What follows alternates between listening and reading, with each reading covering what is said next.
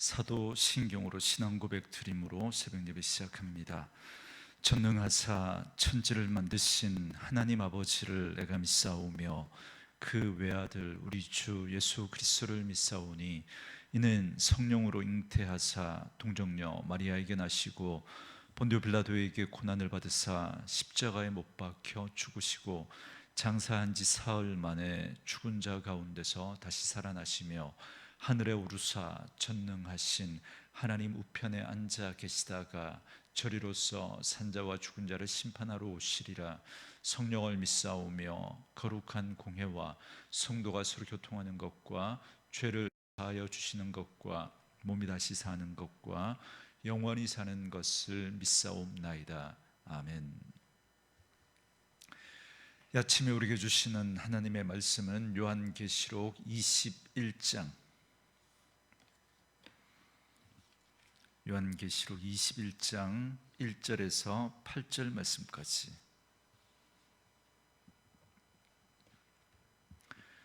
요한계시록 21장 1절로 8절 말씀까지. 말씀 찾으셨으면 한 목소리로 같이 읽습니다. 또 내가 새 하늘과 새 땅을 보니 처음 하늘과 처음 땅이 없어졌고 바다도 다시 있지 않더라. 또 내가 보매 거룩한 성 새 예루살렘이 하나님께로부터 하늘에서 내려오니 그 준비한 것이 신부가 남편을 위하여 단장한 것 같더라. 내가 들으니 보좌에서 큰 음성이 나서 이르되 보라, 하나님의 장막이 사람들과 함께 있음에 하나님이 그들과 함께 계시리니 그들은 하나님의 백성이 되고 하나님은 친히 그들과 함께 계셔서 모든 눈물을 그 눈에서 닦아주시니 다시는 사망이 없고 애통하는 것이나 곡하는 것이나 아픈 것이 다시 있지 아니하리니 처음 것들이 다 지나갔음이로라. 보좌에 앉으신 이가 이르시되 보라, 내가 만물을 새롭게 하노라 하시고 또 이르시되 이 말은 신실하고 참되니 기록하라 하시고 또 내게 말씀하시되 이루었도다. 나는 알파와 오메가요 처음과 마지막이라. 내가 생명수 샘물을 목마른 자에게 값없이 주리니 이기는 자는 이것들을 상속으로 받으리라. 나는 그의 하나님이 되고 그는 내 아들이 되리라. 그러나 두려워하는 자들과 믿지 아니하는 자들과 흉악한 자들과 살인자들과 음행하는 자들과 점술가들과 우상 숭배자들과 거짓말하는 모든 자들은 불과 유황으로 타는 못에 던져지리니 이것이 둘째 사망이라. 아멘. 오늘은 함께 읽으신 요한계시록 21장 1절에서 8절 말씀을 중심으로 새 창조와 새 예루살렘이라는 제목의 말씀으로 잠시 은혜를 나누겠습니다. 요한계시록은 장차 될 일, 그러니까 말세에 있을 종말의 전개 과정을 우리에게 미리 보여주는 말씀입니다. 그래서 4장부터 18장까지는 예수님의 재림 이전에 있을 종말의 환란에 관해서 말씀하고 있고요, 19장에서 22장 5절까지는 재림 이후의 사건을 말씀하고 있습니다. 그래서 19장에서부터 예수님의 재림, 그리고 짐승의 멸망, 사단의 결박, 천년 왕국, 사단의 멸망, 그리고 온 인류의 심판에 관한 그 환상을 말씀하고 있습니다. 그런데 제가 말씀드린 것처럼 여러분 그 환상의 이 과정들을 시간 순서로 이해하시면 여러분 오해하게 됩니다. 세대주의 종말론자들이 이런 환상을 시간 순으로 그렇게 엮어서 이렇게 해석을 하면서 종말에 되어진 일들을 그렇게 이야기하는데 여러분 그렇게 이해하시는 게 아니라 설명드린 것처럼 마치 도움으로 된 천장이 도움으로 된 이 건물이 있는데 그 천장뿐만 아니라 온 그 사방의 벽들이 다 스크린으로 되어 있다고 여러분 그렇게 한번 생각해 보세요. 그런 극장이 있습니다. 그 극장에 모든 스크린에 어떤 화면들이 펼쳐지고 있는데 인간의 시각, 눈으로 볼 수 있는 시각의 한계 때문에 그걸 한꺼번에 다 볼 수가 없죠. 그래서 사도 요한이 그런 환상을 보는 가운데 자기가 봤던 부분들을 이렇게 기록하니까 이게 시간 순서라기보다는 마치 그 일들이 동시에 벌어지고 있는, 그런데 자신이 보는 어떤 그 시각의 한계로 인하여서 부분적으로 그렇게 기록되어질 수밖에 없는 것이죠. 그래서 요한이 본 것을 이렇게 나열하고 있는 것이지, 이것이 마치 시간 순서처럼 이 일이 있고 그 다음에 이 일이 일어나고 또 그 다음에 이 일이 일어나는 그런 부분으로 이해하게 되면 세대주의 종말론자들처럼 이제 그렇게 오해하게 되는 것입니다. 그게 아니라 지금 그렇기 때문에 7년 대환란이라는 것도 예수님의 초림과 함께 이미 시작이 된 거죠. 그리고 예수님의 재림 때까지 그 전체적인 기간이 7년 대환란의 기간인 거죠. 그래서 점점 더 어떤 환란은 더 심해지는 그런 부분으로 우리가 이해하면 되겠고요. 천년 왕국도 어떤 특정한 시점에 그 천년 왕국이 이루어지는 것으로 이해하기보다, 우리가 이 땅에 비록 사람들은 알아주지 않지만 그러나 우리는 왕같은 제사장으로 이 땅에서 하나님의 백성으로 왕노릇하며 우리는 살아가고 있는 것입니다. 그래서 예수님의 초림 이후 재림까지 그 기간을 또한 우리는 동시에 천년 왕국의 그런 기간으로 또 우리가 이해하는 것이 맞습니다. 그런 관점으로 여러분 계시록을 이해하시면 되겠습니다. 이제 오늘 말씀은 마지막 새 하늘과 새 땅에 관한 환상에 대해서 말씀합니다. 사도 요한은 새 하늘과 새 땅이 펼쳐지고 새 예루살렘이 하늘에서 내려오는 것을 봅니다. 그리고 하나님께서 자기 백성과 새 언약을 맺으시고 사람들과 함께 장막을 치고 함께 그 가운데 거하시고자 내려오시는 것입니다. 먼저 1절에 보시면, 또 내가 새 하늘과 새 땅을 보니 처음 하늘과 처음 땅이 없어졌고 바다도 다시 있지 않더라 그럽니다.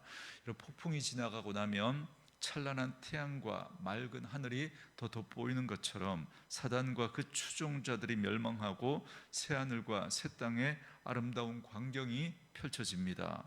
여기 새 하늘과 새 땅이라는 말은 옛 땅과 옛 하늘과 대비됩니다. 이는 이전에 있었던 하늘과 땅이 아니라 완전히 다른 하늘과 땅이라는 말씀입니다. 이 새 하늘과 새 땅에 대한 환상은 일찍이 선지자 이사야가 예언한 것이죠. 여러분 독사굴에 손을 넣어도 물지 않고 어린 양이 사자들과 함께 뛰놀고 이런, 그죠? 요한 이사야 65장 그리고 66장에 기록되어진 그 예언과 동일한 겁니다.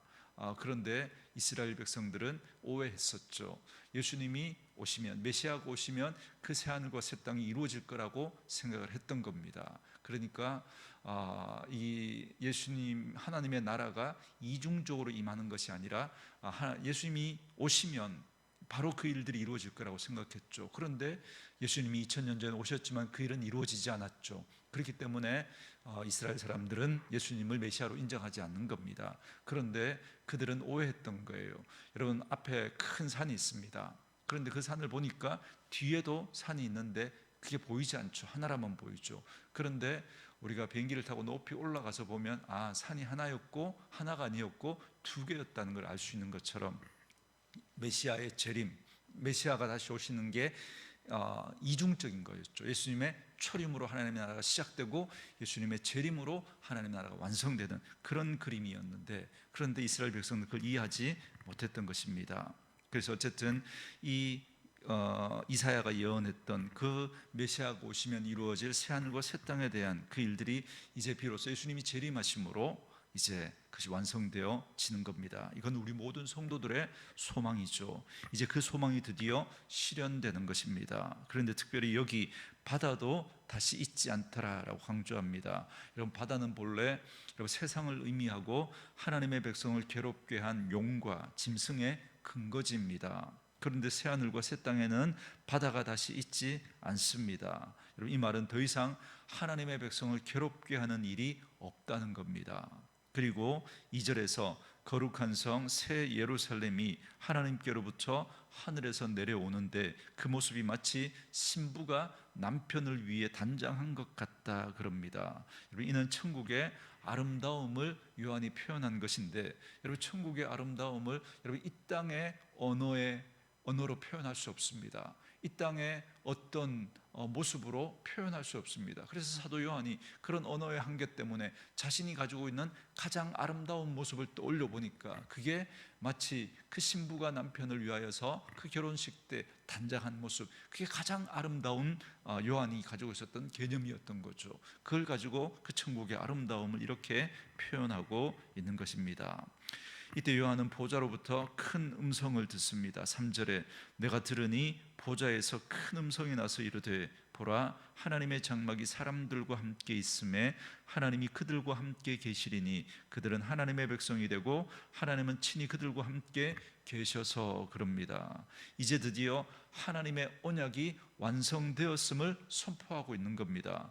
여러분, 신구약 성경을 통틀어서 언약의 핵심은 바로 여러분 이 말입니다. 하나님이 우리의 하나님이 되고 우리는 하나님의 백성이 되는 것입니다. 신구약 성경에서 수없이 반복되었던 이 언약의 말씀이 이제 드디어 완성이 되어서 성취된 겁니다. 그래서 이제 어떻게 되었습니까? 하나님이 믿는 성도들과 영원히 함께 하신다라는 겁니다. 모세가 그렇게 간구했던 하나님의 동행이 비로소 완전히 이루어진 겁니다. 하나님은 성막을 통해서 이스라엘 백성들과 함께 하신다라는 걸 나타내셨잖아요. 하나님이 스스로를 제안하셔서 그 성막에 계시면서 그들과 함께 하시기를 원했습니다. 그래서 이스라엘 백성들은 하나님 만나기 위해서 성막으로 가야 했습니다. 그런데 그건 불완전하죠. 그래서 나중에 어떻게 합니까? 하나님이 그들과 함께 하고 싶으셔서 죄인된 그들과 온전히 함께 하실 수 하시고 싶었지만 죄인된 그들과 함께 하실 수 없었습니다. 그래서 마침내 예수님이 이 땅에 오셔서 임마누엘로 우리와 함께 하셨죠. 그리고 예수님이 승천하신 이후에 그 성령님께서 오셔서 우리와 함께 하십니다. 그러나 이 모든 것들은 완전하지가 않았습니다. 그런데 이제 마침내 하나님이 친히 함께 그 백성들과 함께 하시는 그 하나님의 언약이 완전히 성취되어진 그 모습을 오늘 요한계시록이 우리에게 말씀해 주고 있습니다. 그래서 어떤 일이 벌어집니까? 4절에 모든 눈물을 그 눈에서 닦아주시니 다시는 사망이 없고 애통하는 것이나 곡하는 것이나 아픈 것이 다시 있지 아니하리니 처음 것들이 다 지나갔음이로라 그럽니다. 이제 다시는 눈물도 사망도 애통도 곡하는 것이나 아픈 것이 없게 하십니다. 처음 것들이 다 지나갔고 이제 새하늘과 새 땅에서의 참된 복을 누리며 살아가게 되는 것입니다. 그리고 이제 하나님의 직접적인 음성이 들려옵니다. 5절에 보좌에 앉으시니가 이르시되 보라 내가 만물을 새롭게 하노라 하시고 또 이르시되 이 말은 신실하고 참되니 기록하라 하시고 그럽니다. 여기 보좌에 앉으신 이는 하나님이 분명합니다. 계시록에서는 명시적으로 오늘 이 9절과 그리고 계시록 1장 8절 두 군데에서 하나님이 친히 직접 하시는 말씀이 나옵니다. 하나님은 보라 내가 만물을 새롭게 하노라 라고 선언하십니다. 이미 그 권능은 새하늘과 새 땅에서 고스란히 드러났습니다. 그리고 하나님은 이 말은 신실하고 참되니 기록하라 라고 요한에게 명령하십니다. 여러분, 계시록에서 기록하라라는 이 말은 이 계시를 공적인 법으로 삼으신다라는 의미입니다. 우리는 이 기록된 말씀의 법과 진리를 알고 그 말에 순종하고 또한 이 말씀을 통해서 힘을 얻으며 살아갑니다. 하나님이 말씀하시면 여러분 그건 이미 여러분 이루어진 거거든요. 여러분, 하나님은 시간의 제한을 받으시는 분이 아니십니다. 우리는 3차원의 세계 속에서 이런 시간과 공간의 제한을 받고 살아가지만 그러나 하나님은 시간을 만드신 분이십니다. 그렇기 때문에 시간이나 어떤 공간의 그 제약을 받지 않으십니다. 그래서 하나님이 말씀하시면 그건 곧 현실인 거예요. 하나님에게는. 그렇기 때문에 아직 우리에게는 이게 이루어지지 않은 일이지만 그러나 하나님이 말씀하시면 그건 이루어진 일인 거예요. 그래서 요한계시록에 기록되어진 그 말씀들을 통해서 우리는 아직 이루어지지 않았지만 그러나 그렇게 되어질 것을 믿으며 살아가는 것입니다. 그래서 그 말씀을 통해서 우리는 힘을 얻고 그 말씀 붙들고 살아가는 것이죠. 그러므로 여기 기록하라고 하신 명령과 함께 선포하신 보라 내가 만물을 새롭게 하노라 라고 하신 말씀은 믿는 교회와 성도들이 붙들어야 할 하나님의 약속의 말씀이고 삶의 소망으로 삼아야 할 말씀입니다. 왜요? 이 말씀대로 그렇게 될 거니까. 그래서 우리는 장차 이루어질 그 새하늘과 새 땅에서 살아갈 것을 소망하며 이 땅을 하늘 백성으로 믿음으로 살아가는 것입니다. 그런데 5절에 기록하라라는 이 명령은 6절과 7절의 말씀까지 포함하는 겁니다. 여러분 6절과 7절 말씀에 또 내게 말씀하시되 이루었도다. 나는 알파와 오메가요 처음과 마지막이라. 내가 생명수 샘물을 목마른 자에게 값없이 주리니 이기는 자는 이것들을 상속으로 받으리라. 나는 그의 하나님이 되고 그는 내 아들이 되리라. 그럽니다. 하나님은 알파와 오메가이십니다. 다시 말하면 모든 만물의 처음과 마지막이 되시는 분이십니다. 이 하나님은 생명수를 목마른 자에게 값없이 주십니다. 이는 믿음으로 고난을 이긴 자들이 받게 될 것입니다. 그들이 생명수를 상속받게 되는데 이는 다름 아닌 하나님이 그의 하나님이 되시고 그는 하나님의 자녀가 된다라는 것입니다. 말씀드린 것처럼 이는 신구약 전체를 관통하는 언약의 핵심입니다. 이로써 언약이 완성되고 구원의 역사가 완성됩니다. 그래서 믿는 우리는 하나님의 언약을 따라 새하늘과 새 땅에서 그 생명수 샘물을 받아 마시며 하나님의 자녀로 영원히 그 하나님과 함께 살아가는 것입니다. 그런데 이런 우리와는 다른 운명에 처하는 자들이 있습니다. 여러분 8절에 보시면 그러나 두려워하는 자들과 믿지 아니하는 자들과 흉악한 자들과 살인자들과 음행하는 자들과 점술가들과 우상 숭배자들과 거짓말하는 모든 자들은 불과 유황으로 타는 못에 던져지리니 이것이 둘째 사망이라 그럽니다. 이 말씀은 사단의 권세에 굴복한 자들에게 마지막으로 주는 엄중한 경고입니다. 두려워하는 자, 믿지 않는 자, 흉악한 자, 살인자, 음행하는 자, 점술과 우상 숭배자, 거짓말하는 자들은 그들이 숭배하는 짐승이 들어간 그 유황불에 던져질 것이라고 말씀합니다. 이게 둘째 사망입니다. 영원한 죽음을 말하는 것이죠. 그러므로 오늘 말씀을 통해서 우리는 새하늘과 새 땅에 대한 소망을 굳건히 붙들어야 합니다.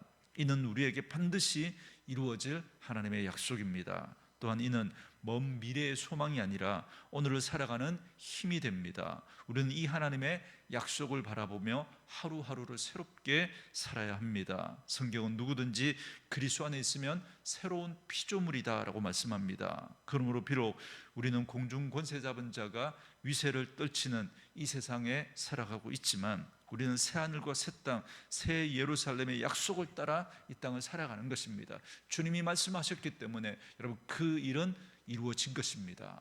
여러분 우리 요한계시록을 통해서 그 이루어진 그 하나님의 약속, 승리한 교회, 승리한 성도의 모습을 보면서 우리는 이 땅을 어떤 고난 가운데서도 낙심하지 않고 믿음으로 일어서서 승리하며 살아갈 수 있는 것입니다. 그러므로 우리는 오늘 우리에게 들려주신 하나님의 음성, 보라 내가 만물을 새롭게 하노라 하신 이 말씀을 붙들고 이 말씀을 따라서 하루하루를 그리스도 안에서 새로운 피조물로서 새하늘과 새 땅을 소망하며 거룩한 하나님의 백성으로, 거룩한 신부로 그렇게 이 땅을 구별되이 살아가는 저와 여러분 될 수 있기를 주의 이름으로 축원합니다.